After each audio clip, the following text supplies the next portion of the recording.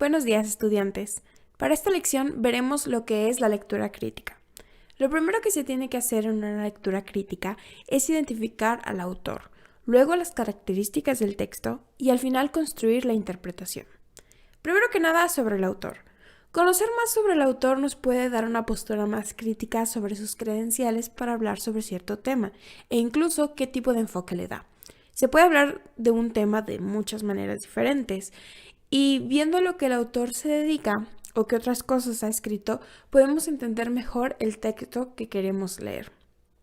Tenemos que verificar el nombre completo del autor, identificar las obras que haya escrito, revisar información relevante de su trayectoria y revisar el prólogo o la introducción de sus obras.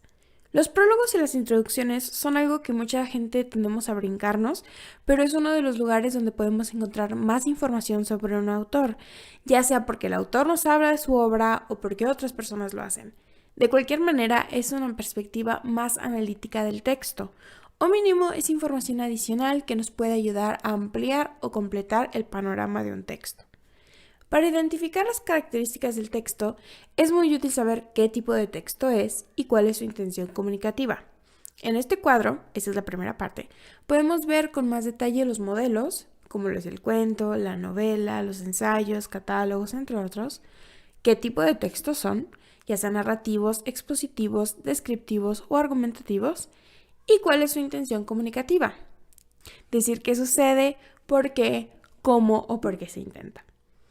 En esta segunda parte del recuadro podemos ver la estructura de los modelos y tipos de texto, con la estructura que podemos esperar o seguir en cada uno.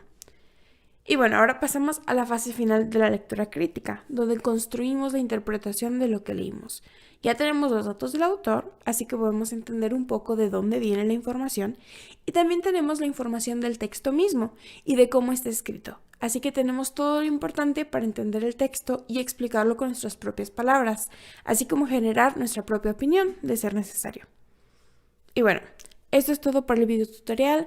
Nos vemos el siguiente miércoles a las 8 de la noche para ver las figuras retóricas. Que tengan una bonita semana. Cualquier cosa, estamos en el grupo de WhatsApp para lo que se les ofrezca. Bye.